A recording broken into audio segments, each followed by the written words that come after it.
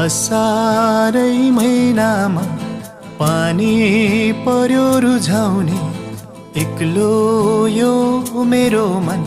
कसरी बुझाउने भन्थिन् है मैचाङले